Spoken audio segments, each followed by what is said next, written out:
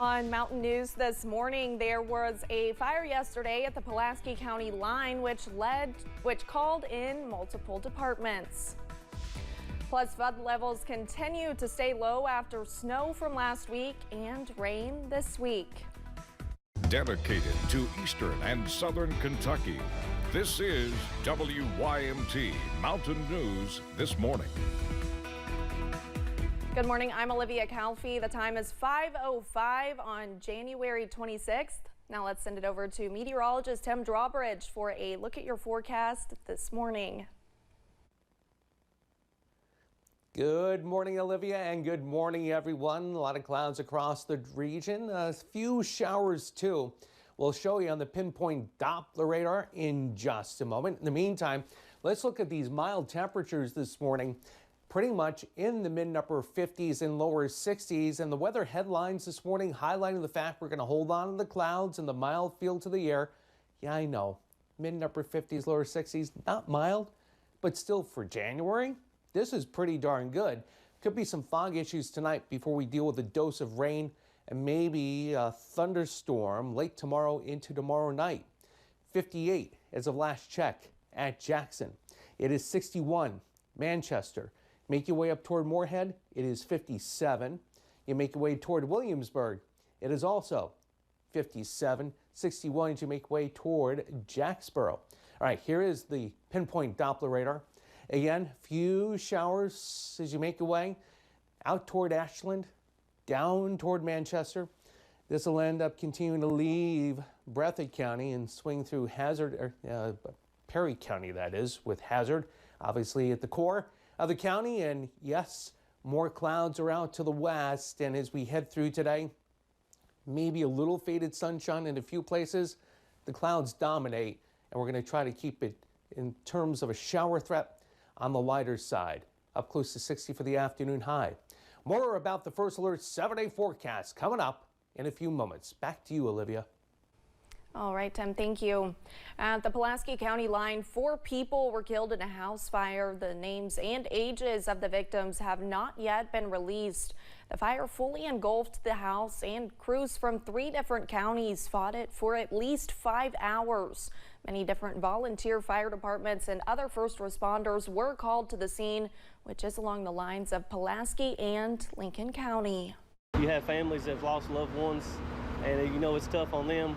And it's also tough that we've lost some of our citizens of the Commonwealth.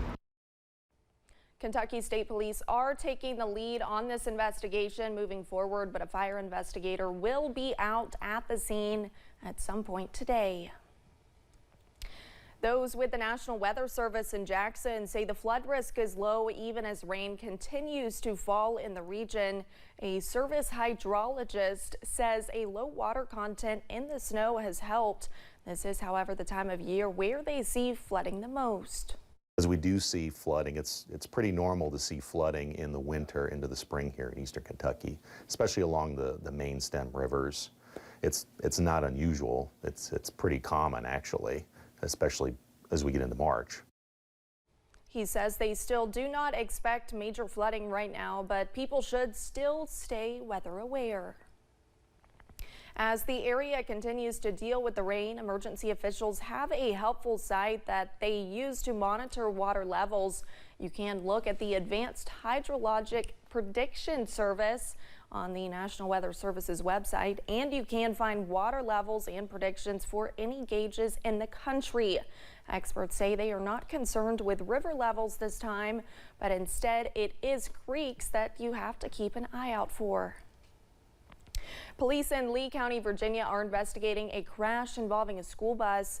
Officials say it occurred yesterday morning in Pennington Gap at the intersection between Route 58 and Hobbs Hollow Road. Troopers say the bus was hit in the back by a Dodge Ram 3500 while the bus was stopped to pick up students.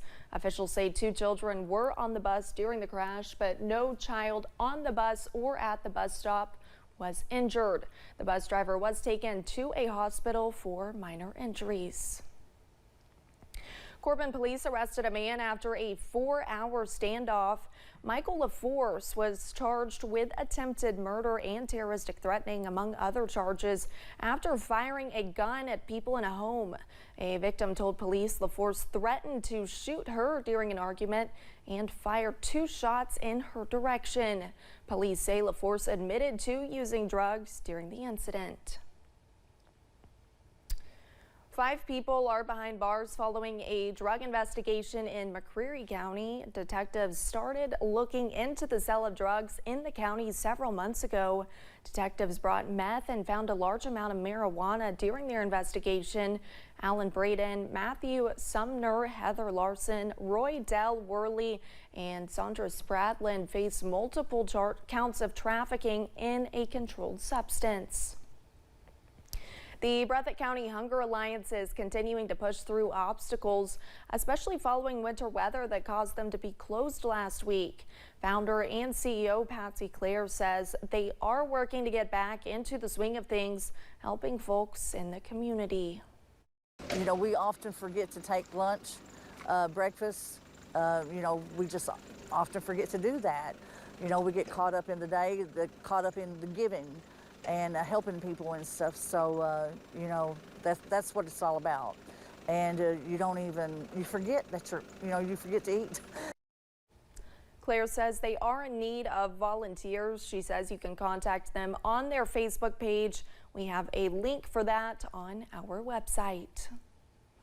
We continue to inch closer to the winter blood drive here at WYMT. The drive is from 3 p.m. to 7 p.m. next Wednesday in front of the station on 199 Black Gold Boulevard in Hazard.